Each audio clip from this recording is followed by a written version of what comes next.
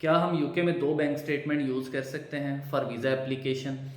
इसमें दो तरह के क्वेश्चंस आ रहे हैं। एक तो मेरे पास एक अकाउंट में कुछ पैसे हैं, एक में कुछ पैसे हैं, तो क्या मैं दोनों साथ में रिक्वायर्ड अमाउंट के इक्विवेलेंट पेमेंट करके तो हम लोग उसको यूज़ कर सकते हैं और दोनों मेच्योर हैं 28 डेज?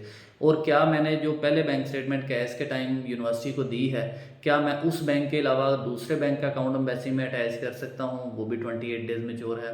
तो ये क्वेश्चन काफ़ी सारा हमारे पास आया, तो उसमें बड़ा प्योरली और बड़ा प्रिसाइज सा आंसर ये है कि येस, आप कर सकते हैं। उसमें आपने ये सिर्फ ये चीज़ें देखनी है कि अगर आपको फॉर एग्जांपल 50 लाख चाहिए और 30 लाख एक अकाउंट में, 20 लाख एक अकाउंट में, दोनों अकाउंट आपके नाम पे हैं, तो देन आप दोनों बैंक स्टेटमेंट यूज़ कर सकते हैं। या आपके फादर के अकाउंट है तो आप फादर के अकाउंट यूज़ कर सकते हैं। इवन एक आप अपना और फादर का भी यूज़ कर सकते हैं, लेकिन इससे कन्फ्यूजन क्रिएट होगी, डॉक्यूमेंट ज़्यादा ऐड होंगे। तो कोशिश करें अगर फादर की लगा रहे हैं तो उसी के फिर दोनों बैंक अकाउंट लगाएं, अगर दो स्टेटमेंट के साथ जाना चाह रहे हैं। अगर आपके पास, वैसे तो आइडियली ये है कि एक ही अकाउंट हो ताकि उसकी कन्फ्यूजन कम से कम हो और जल्दी डिसीजन हो जाए। उसमें उसको दो स्टेटमेंट को देखेगा, वहाँ से कैलकुलेशन करेगा, फिर देखेगा वो 28 डे रूल्स पूरा कर रही हैं, फिर दोनों की वेरिफिकेशन जाएगी, टाइम ज़्यादा लगेगा। अदरवाइज इसमें कोई इशू नहीं है।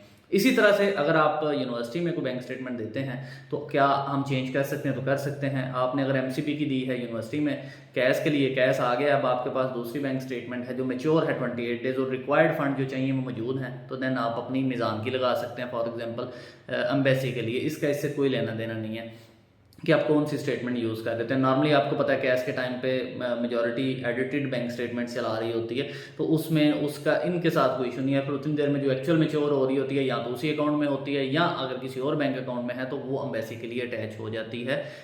तो आप ये बिल्कुल कर सकते हैं, इसमें किसी किस्म का कोई इशू नहीं है। इसके अलावा अगर आपका कोई और क्वेश्चन हो तो देन आप हमें कॉमेंट में पूछ सकते हैं। Thank you.